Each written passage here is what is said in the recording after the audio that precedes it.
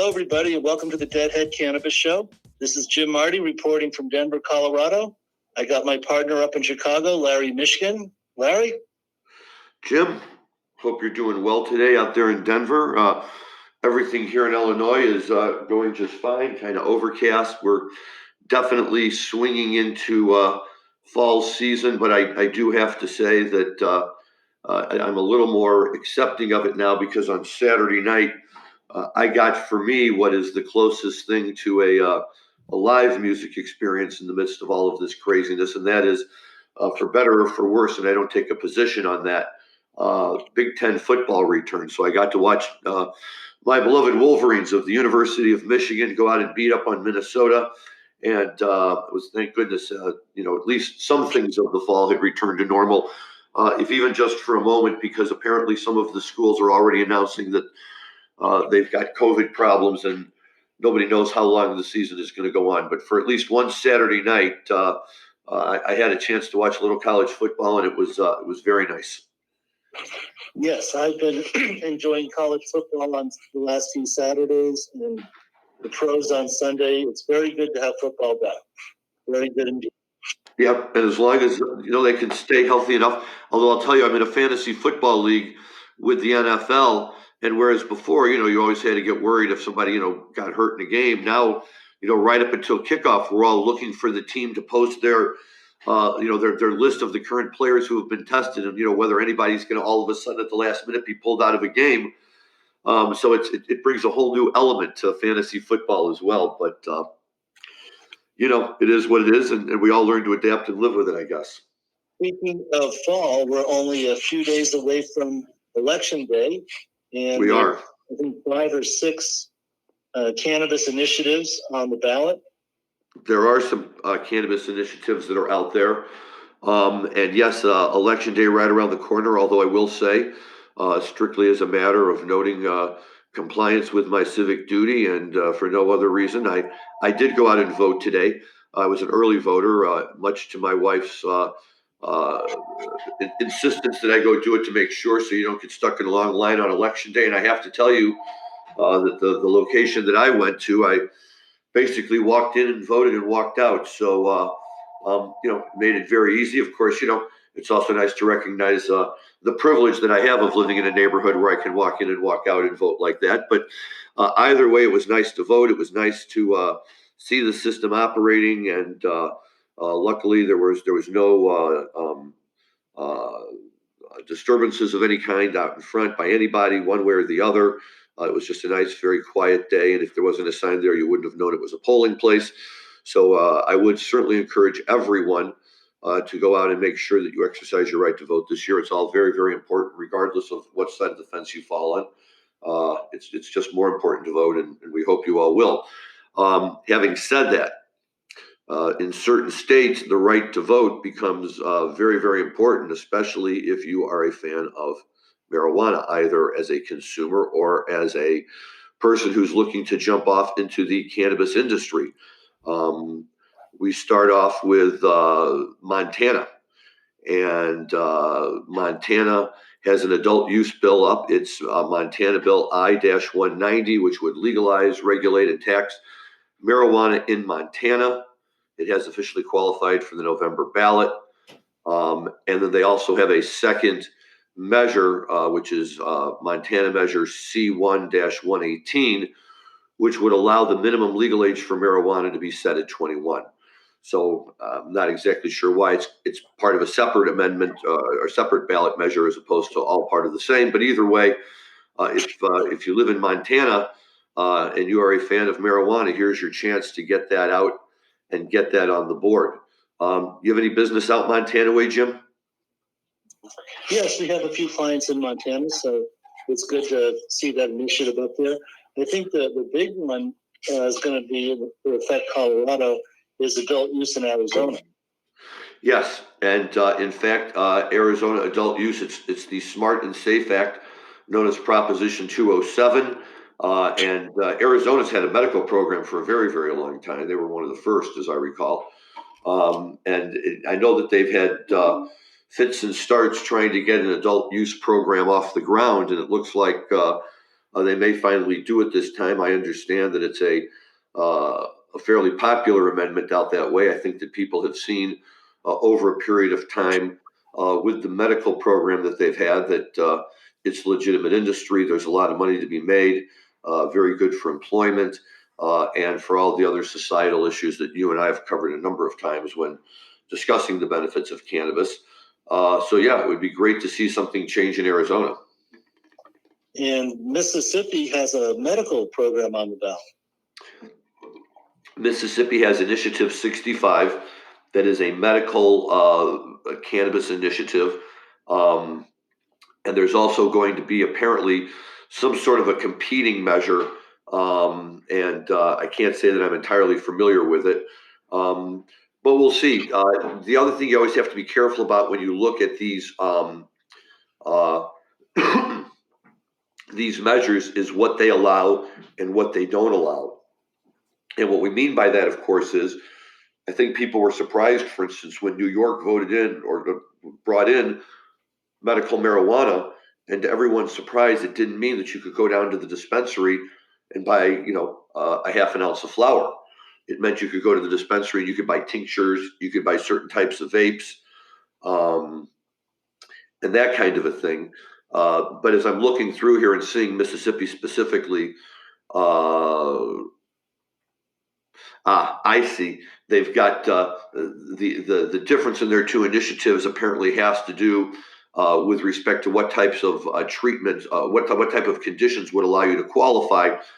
And whereas their Initiative 65 lists up to 20 specifying conditions, which allows an individual to possess up to 2.5 ounces of marijuana, taxed at 7%, Alternative 65A instead would restrict smoking marijuana to terminally ill patients, require pharmaceutical grade marijuana products and treatment oversight by licensed physicians, nurses, and pharmacists, and leave tax rates, possession limits, and certain other details to be set by the legislature. So that's obviously a much more restrictive version, not entirely unsurprising, especially in states that tend to be a little more conservative on the cultural side of things. And certainly Mississippi would fall into that category. Jim, my problem with this always has been, and this is one of the things I think that Illinois, more or less has done right and is expanding over time with it.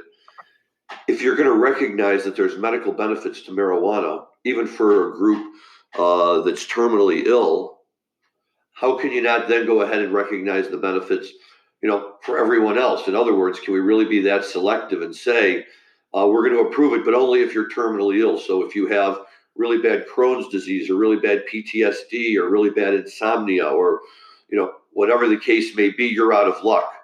But if you're terminally ill, hey, guess what? The good news is you can get pharmacy grade marijuana. Right. So I agree completely. You still have states like Minnesota and Louisiana who have medical programs for years now, but they don't allow smokable flower. Right.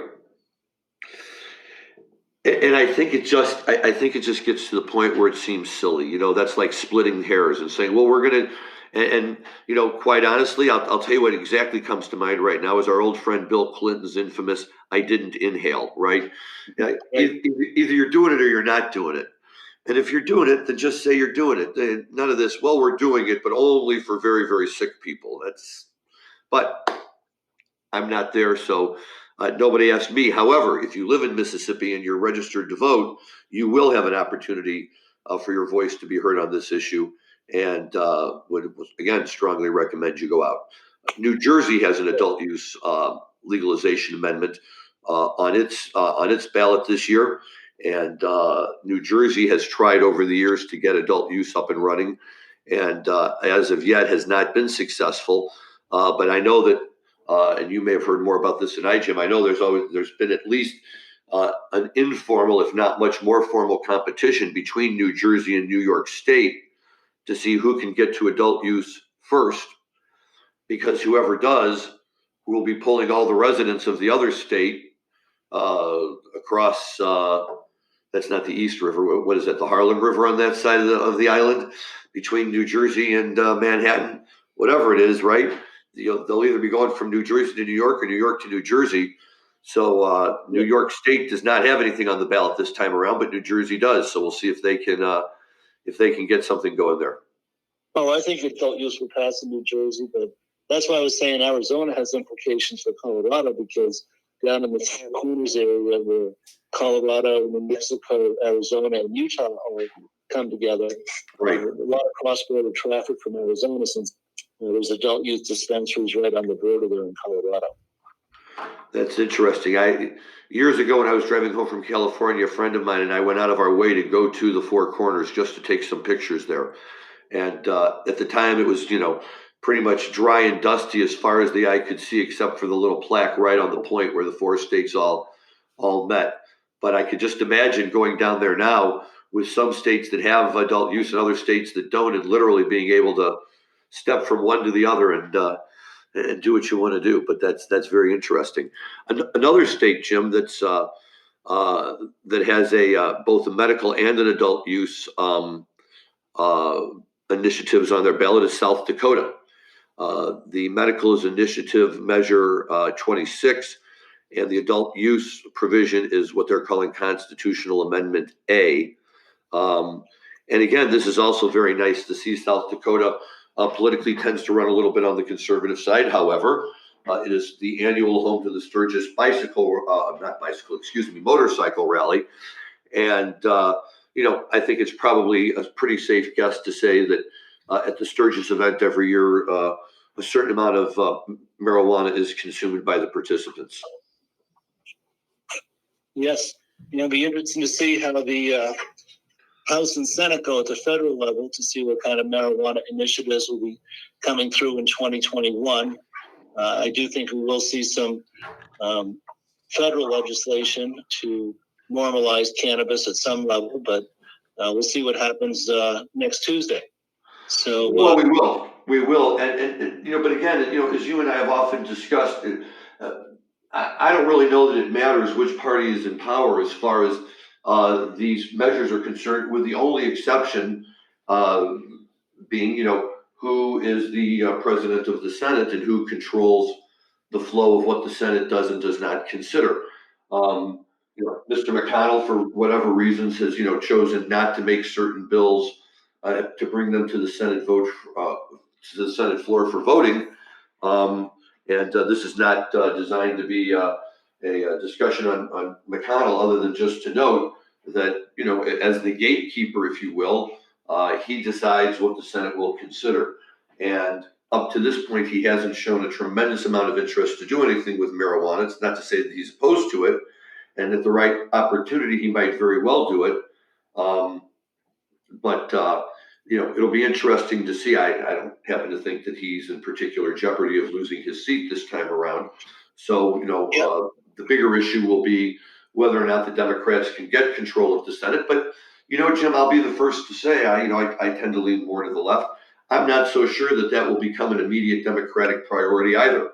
And it's one of those things where after, if they were to retake power, I'm not so sure that they would immediately default to, well, let's get marijuana taken care of. I'd like to think that they would, but we just won't know, right, until we see, which particular legislators are elected to both houses and, what everybody feels about that. But certainly, what we can all do in the meantime, as we say here, is we can only control what we control. And when you're in a state that has voter measures that allow you to bring medical or adult use marijuana into your state, then it's got nothing to do with the legislators. It's got everything to do with the citizens. And if you don't go out and vote for it, it's not going to happen.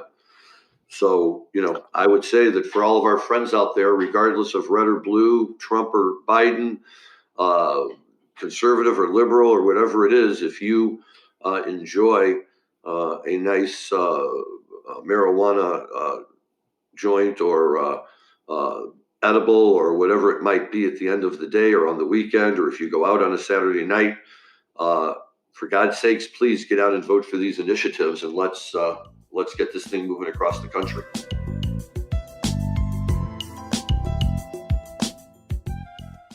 Yeah, let's hope it's a big sweep for cannabis next Tuesday. like you, I already voted, and the big issue I had to agonize over and call my friends for help on is there's an initiative to reintroduce the gray wolf to the Colorado mountains. It's been extinct. It was made extinct by the ranchers and farmers because it preys on cattle. And now there's a movement to reintroduce the gray wolf. So I had to agonize over that. I've got friends on both sides of that issue. Sure. Ranchers don't want it, environmentalists do. So keep your eye on the Gray Wolves Initiative in Colorado. See what happens there. Well, Jim, I think that's a classic example of local issues that the rest of us obviously don't know about. But for the local voters, takes on an importance that in many ways can almost rival the importance of all the other issues of the president, governors, senators, whatever other issues you have on the ballot. And and I agree, here in Illinois, we have a big constitutional amendment up as to whether or not to go to a graduated tax. And it's, received a lot of attention. What I like about it is it's become so politically charged that it seems like it's going to be a real magnet to drag voters out because everybody has an opinion on it one way or the other. And I kind of like that, when you have some good local issues that kind of reinvigorate the voters and hopefully drive up the numbers of people who head out to the polls. Well, yeah, Illinois has a reputation of being a high tax state, doesn't it? We do indeed. Yes, that's to try and sit here and talk Illinois finances, Jim, I think would be a pardon the pun taxing issue, even for a guy as well versed in that area as you. And for a guy like me, it's beyond my comprehension. But we live here and we persevere and move forward. And now we have adult use marijuana, and if it's just numbing the masses, that's okay because we all feel a lot better about it. Yep. We'll switch it over to music. Yes, sir. We want to talk about the new David Byrne music video documentary that Spike Lee produced. Yes, American Utopia, and we mentioned this briefly in our last show, and indicated to everyone we would be talking about it today. So hopefully people have had a chance to view it since then, and if not, don't panic. It's on HBO, and I don't think it's going anywhere for a while. But I don't know about you, Jim, but I definitely consider it must-see TV for anyone who fancies themselves any kind of a musical aficionado of a time period from, say, the mid-1970s, really right up into the present, because that's just how diverse David Byrne is and this presentation is. Would you agree with that? Oh, yeah. What a treasure he is. And I would say an American treasure, but I believe he was born in Scotland. And I think that's correct. Great songs, a lot of Talking Head songs, a lot of solo work on this record. And his voice really hasn't changed, even though he's well into his 60s. Correct. Yeah, his voice is great. His energy was tremendous. But what's the most amazing thing about this show to me is the way it's choreographed. And without really spoiling anything for anyone who might watch it, and in fact, hopefully enticing a few more people to check it out, unlike a typical performance where you have the band and the band is set up and the musicians play, and then you might have singers and dancers and everything else, in this show, everybody is everything. And what I mean is that there are musicians, but nobody sits still. Nobody stays in a particular spot. It almost resembles like a college football marching band in the sense that all the people are wearing their instruments or carrying them, and they're all in part of the choreography. So they're all moving around the stage into various locations. And it's very, very hard to believe that all of the music you're hearing is coming from this moving group of people. And in fact, I recall the stage bill when we saw it, even went out of its way to put a line that says all music is being played by the performers on the stage. And it's absolutely amazing because you're so busy watching the numbers and the way that everybody's moving that you forget for a minute that they're also playing music and doing a tremendous job of it. Right. Well, David Byrne was always known for his eccentric dancing with the Talking Heads. He'd be running around the stage, and it's almost like the dancing in this documentary is an extension of his type of eccentric dancing. I agree. I think it's very much his style. And what almost made me laugh about it is, it's the kind of thing where even if you didn't, even if you couldn't see his face, if his face was black, but you could see everything else, within seconds. It's such a unique style that even when he does it a little bit differently, it's still just uniquely David Byrne. The way he moves, the way he sings, the ideas in his lyrics, and it's just really a lot of fun. Anybody who likes the Talking Heads, anybody who has never heard of the Talking Heads, I got all three of my sons to watch it, whereas my oldest son has spread his musical wings enough to really take in the Talking Heads. The younger two hadn't yet, but after seeing this, they immediately ran over to my CD collection and started pulling out all the Talking Head stuff so they could listen to it. And why not? It was great music when I started listening to it my freshman year of college in 1980, which was already a couple of years late in terms of getting on the Talking Heads bus. And today it's I think just as relevant and vibrant as ever. And I tell anyone that I think that their album Remain in Light is a top 10, if not a top 5 all-time rock and roll classic album, both in terms of the music and the way it introduced us to their whole unique kind of style of music. Yes, Remain in Light is certainly a classic.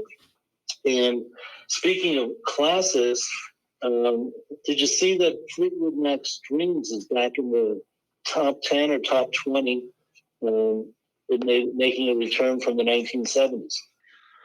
So, Jim, we have to put this into the category, right, of what goes around comes around. This isn't, everybody still loves listening to the Beatles. The Beatles are on everywhere. You can't escape the Beatles. So, yes, the fact that, the younger generation, might listen to the Beatles is hardly surprising, other than we're constantly amazed at how amazing the Beatles were, that their music is so multi-generational. And bands like the Dead, we've talked about the Dead and Fish, and how your son and my sons have really taken a liking to that and kept that music relevant long after it first came out. But every now and then we get an opportunity where a song that at one time, back in our day, let's say in the 70s, was a very, very prominent song, but like most of the songs from that era, it disappeared. And unless you're listening to a Golden Oldies album, or one of those radio stations that plays 70s music, chances are, you're not going to come across it. And even more chances are that if you did come across it and you were listening to it in the car and trying to sing and your kids are in the car with you, they'd scream, "Turn it off." But then we get to TikTok. Back in the late 70s, you couldn't turn on a radio without hearing a Fleetwood Mac song. That's true. The reason that it's got a revival is through TikTok. Right. So there's a young man on a skateboard in Iowa who lip syncs that song while he's drinking a quart-sized bottle of Ocean Spray cranberry juice. And it's become such a phenomenon that everyone's trying to recreate his TikTok video, including Mick Fleetwood, and so is Stevie Nicks.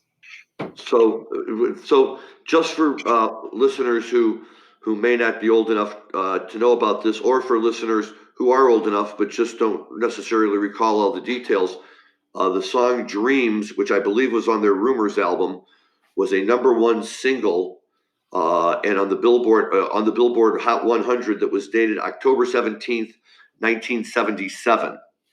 At some point thereafter, it dropped back down and then eventually fell off the charts sometime towards the end of the year. It is now back to number 21 on the Billboard Hot 100. 35, 40 years later, here we are, and it garnered its best ever weekly U.S. streams and download sales of 13.4 million streams, which is up 54%, and 22,000 downloads, which is up 197%. But that just makes me laugh, Jim, right? Because in our day, the radio wasn't. Nobody was streaming. Nobody was downloading. You either went to the record store and bought a record and came home and played it on whatever stereo system you had, or you listened to the radio all day hoping that they would play it. Right. Well, listen, that is just fascinating. And, it's nice to be an aging baby boomer and seeing a renaissance of the music we grew up with back in our college days. We're coming to the end of our time. So, Larry, is there anything else you'd like to touch on today? Well, I think one last thing that we would be remiss if we didn't mention, because it really does touch just about everything that you and I stand for. But there was a release the other day that I happened to come across, that there is a new Jerry Garcia branded cannabis line that is coming out next month. It is Garcia Handpicked, is the name of the brand.